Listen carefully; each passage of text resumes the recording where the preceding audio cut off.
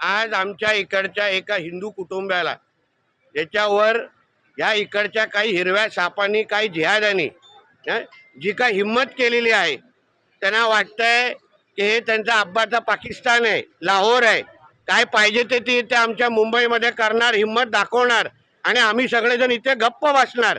हा आमचा हिंदू राष्ट्र आहे, आमचं हिंदुत्वादी विचाराचं सरकार आहे आणि आम्ही सगळेजण कोण इथे आमदार विधायक मंत्री म्हणून इथे आलेलो नाही, पण आम्ही एक हिंदू म्हणून या कुटुंबाला धीर आणि विश्वास देण्यासाठी आलेलो आहे की करारा जवाब मिलेगा. या गोष्टीचा आम्ही गप्प वाचणार आहे. त्यांना जी भाषा समजते त्या भाषेमध्ये उत्तर आम्ही देणार आहे यापुढे. आणि म्हणून यापुढे जी काही मस्ती इथे चालू आहे, अक्षरशः या पूर्ण भागेला त्या झोपडपट्टी गणपत पाटील नगरला हे लोकांना मिनी मालवणी इथे बनवायची आहे. तिथे अशाच पसरत पसरत गेले आणि मग तिथे हिरवे झेंडे यायला सुरू झाले. आता हेच गोष्टी अगर इथे सुरू करत असतील, मॅनग्रोव्हला हात लावत असतील, पाहिजे तिथे अनधिकृत मदरसा मस्जिद बांधत असतील, पाहिजे तेवढे बांगलादेशीने रोहिंग्या आणत असतील ना, तर त्यांची कमर कशी तोडायची, त्याचे शुक्रवारी त्यांचे गॅस सिलेंडर कसे वरती येणार नाही, याची सगळी काळजी आम्ही यापुढे घेऊ. याची हिंदू समाजाची इकडच्या चिंता करू नये. सरकार तुमचं आहे, देवाभाऊ तुमचे आहेत आणि 100% या लोकांना त्यांना जी भाषा समजते ती त्या भाषेमध्ये आम्ही उत्तर देणार आहोत. आता ऑइलिंग चालू आहे, सर्व्हिसिंग चालू आहे. मी गेल्यानंतर किकस्टार्ट मारीन आणि मग देवाभाऊचं बुलडोजर कसा कोणाच्या गॅस सिलेंडरवर फिरतं आणि मग शुक्रवारी कसा तो वरती आणण्यासाठी त्रास होतो या इकडच्या या बांगलादेश आणि रोहिंग्या लांड्यांना कळेल.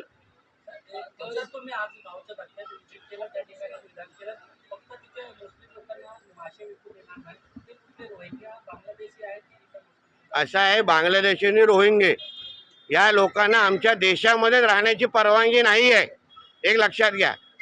आणि म्हणून जे आमच्या हिंदू राष्ट्राच्या विरोधात हात उचलतात, विरोधात बोलतात, त्यांना इकडचा व्यवहार करण्याचा अधिकारच नाही आहे.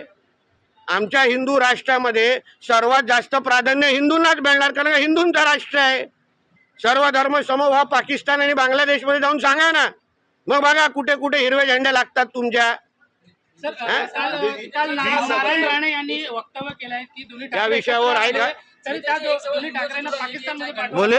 चाहे गणपत पाटिल नगर हो, दहीसर हो, घाटकोपर हो, मुंबई के कई सोसाइटीज में बकरीद आने वाली हो, एक न्यूसेंस जो है वो मनमानी कुछ जगहों पे देखी जाने वाली है, उस पर सरकार का क्या रुख होगा? देखिए, ऐसा है, कोई भी अपना त्योहार उनको मनाना है तो फिर उनको हमारे हिंदू राष्ट्र के जो नियम है उसके हिसाब से ही मनाना चाहिए.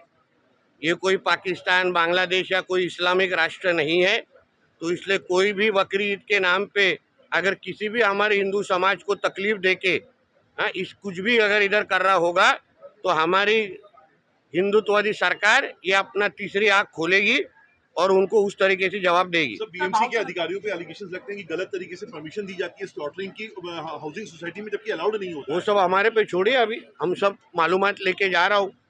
तो उसके बाद किसके कौन जो अधिकारी जो हमारे सरकार को जो बदनाम करने वाले जो कुछ अधिकारी है, उनके ऊपर क्या कार्रवाई करना है वो बोलने से ज्यादा हम लोग एक्शन मोड पे जाएंगे. वीर सावरकर जी का भी